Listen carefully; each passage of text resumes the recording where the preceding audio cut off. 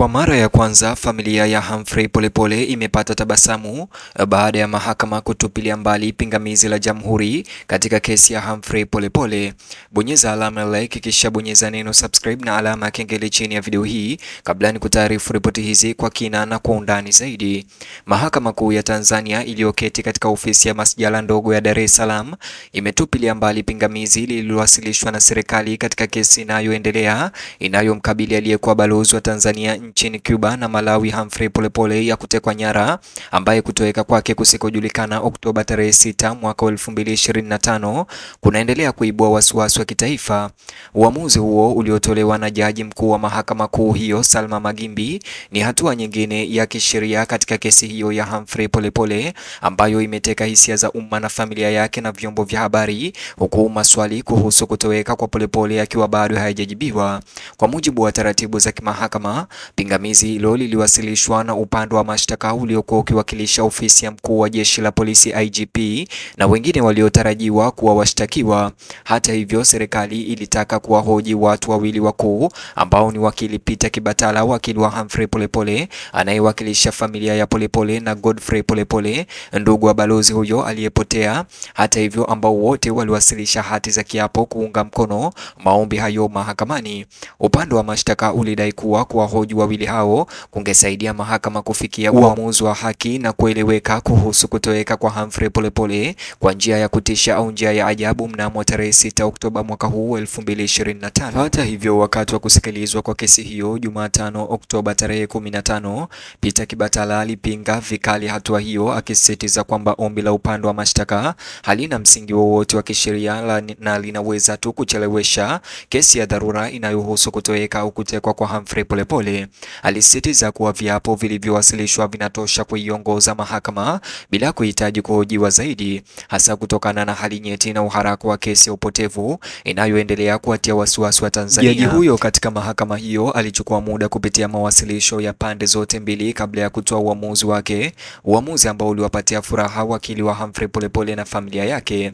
Katika uamuzi wake alisema kuwa pingamizi la upande wa mashtaka halikukidhi kizingiti kinachohitajika kisheria kutaka mashahidi wahojiwe maswali katika hatua hii ikimpatia ushindi Peter Kibatala.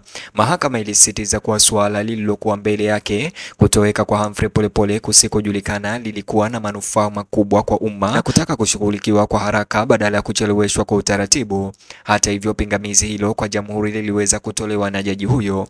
Uamuzi huo kwa ufanisi unairuhusu mahakama kuu kuendelea na usikilizwaji mkuu wa kesi hiyo ya Humphrey Polepole ambayo inahusu madai kwamba mwanadiplomasia huyo wa zamani alitekwa nyara au kuzuiliwa isivyo halali katika mazingira yasiyoeleweka. Kutupiliwa mbali kwa pingamizi hilo la serikali au jamhuri kumetafsiriwa na waangalizi wengi kuwa ni ushindi mdogo, lakini wakiishara kwa wanaodai uwajibikaji wa Humphrey Polepole na uwazi katika uchunguzi unaohusu Humphrey Polepole unaohusu kutekwa nyara kwake. Wachanganuzi wa kisheria na masuala ya kisiasa wanaofuatilia kesi hiyo wanasema kwamba uamuzi huo wa mahakama unaweka sauti kwa mchakato wa kimahakama usio na upendeleo unaozingatia zaidi, jambo ambalo linatanguliza mambo zaidi ya kiufundi. Wanabainisha kwa kutoweka kwa Polepole kumekuwa zaidi ya janga la kifamilia, sasa inawakilisha mtihani mkubwa wa mfumo wa haki wa Tanzania na uwezo wake wa kushughulikia kesi nyeti za kisiasa kwa haki na kasi. Wakati huo huo, nje ya chumba cha mahakama, mwitikio wa umma kwa uamuzi huo umechanganywa. Wafuasi wa familia ya Polepole wameeleza kufarijika na furaha, wakisema wanaona uamuzi huo ni ishara kwamba mahakama iko tayari kusikiliza wale wanaotafuta ukweli kuhusu kilichompata balozi huyo wa zamani. Wengine hata hivyo wanaendelea kueleza kusikitishwa kwake kwamba wiki kadhaa baada ya kutoweka hakuna maendeleo madhubuti yaliyopatikana katika kumtafuta Humphrey Polepole au kubaini waliohusika na kutoweka kwake. Katika nyanja pana ya kisiasa mitandaoni, kutoweka kwa Polepole kunaendelea kutawala vichwa vya habari na kuchochea mjadala wa umma. Mashirika ya kiraia nchini Tanzania yameanzisha upya wito wa uchunguzi huru, vikihoji kuwa ni mchakato wa uwazi pekee unaoweza kufichua ukweli na kurejesha imani ya umma kwa taasisi za kutekeleza sheria.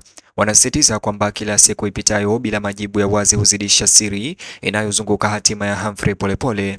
Mahakama Kuu inaporejelea vikao vyake, umakini sasa unaelekezwa kwa jinsi serikali na jeshi la polisi watakavyojibu madai yanayoongezeka ya uwajibikaji. Kutoweka kwa Humphrey Polepole tayari kumedhoofisha imani ya umma Tanzania, na wachunguzi wengi wanaamini kwamba matokeo ya kesi hii baadaye yatakuwa na athari za muda mrefu kwa jinsi kesi za baadaye za kupotea au kutelekezwa au kuwekwa kizuizini kinyume cha sheria nchini Tanzania. Vyanzo vya karibu vya familia ya Polepole vinasema bado wana matumaini, lakini wana wasiwasi mkubwa. Wanaamini kwamba mchakato wa mahakama unaweza hatimaye kutoa mwanga juu ya kile kilichotokea kwa Humphrey, lakini pia wanaogopa kwamba wakati unapotea, ushahidi muhimu pia unazidi kupotea. Kwao kutoweka kwa Humphrey Polepole si suala la kisheria tu, ni jaribu la kina la kibinafsi na la kihisia ambalo limewaacha katika dhiki ya kila mara. Jaji wa mahakama hiyo, Jaji Magimbi, akihitimisha kikao chake cha Alhamisi leo, alikumbusha pande zote kuwa lengo la msingi la mahakama ni kutafuta majibu, ukweli na kusimamia haki bila upendeleo. Alisisitiza kuwa wakati kutoweka kwa Humphrey Polepole kukiwa bado chini ya uchunguzi mkali, hatua zote za kiutaratibu lazima zizingatie utawala wa sheria na kuhakikisha haki kwa pande zote mbili. Kauli yake ilisisitiza uwiano kati ya taratibu zinazofaa na uharaka unaotakiwa na kesi hiyo ya hali ya juu. Katika siku zijazo, Mahakama Kuu inatarajiwa kuendelea kusikiliza ushahidi na kupitia ushahidi kuhusisha na upotevu huo. Hata hivyo, wataalamu wa sheria na watetezi wa haki za binadamu nchini wanafuatilia kwa karibu na kwa makini, wakielezea kesi hiyo kama moja ya kesi muhimu zaidi za kimahakama katika miaka ya hivi karibuni. Siri ya mahali ambapo Humphrey Polepole alienda ama alipelekwa na kwa nini inaendelea kusumbua taifa na kuendesha utafutaji wa haraka wa majibu. Hatimaye, uamuzi huo wa mahakama umeweka mazingira ya uchunguzi wa kina wa mahakama na kuweka upya usikivu wa umma. Wakati nchi ikisubiri maendeleo zaidi, kutoweka bila kutatuliwa kwa Humphrey Polepole kunasimama kama ukumbusho tosha wa udhaifu wa haki. Wakati uwazi unapohojiwa, kesi haijaisha na utafutaji wa ukweli au uchunguzi katika chumba cha mahakama na kwingineko unaendelea na unasalia kuwa mojawapo ya changamoto za taratibu za kisheria zikiendelea. Watanzania wengi wameanza kuiona kesi ya kutoweka kwa Humphrey Polepole kama kioo kinachoakisi maswali mapana kuhusu usalama, utawala bora na utawala wa sheria nchini. Ukweli kwamba mwanadiplomasia wa ngazi ya juu wa zamani anaweza kutoweka bila kujulikana umezua sintofahamu sio tu ndani ya duru za kisiasa, bali pia miongoni mwa wananchi wa kawaida ambao wanahofia kuwa matukio hayo yanaweza kuashiria masuala ya kina kimfumo. Watoa maoni wamesisitiza kuwa uendeshaji wa kesi hii utathibitisha tena au utapunguza imani ya wananchi au ya mwananchi kwa mfumo wa haki wa Tanzania kulingana na jinsi utakavyotatuliwa kwa uwazi na kwa udhabiti.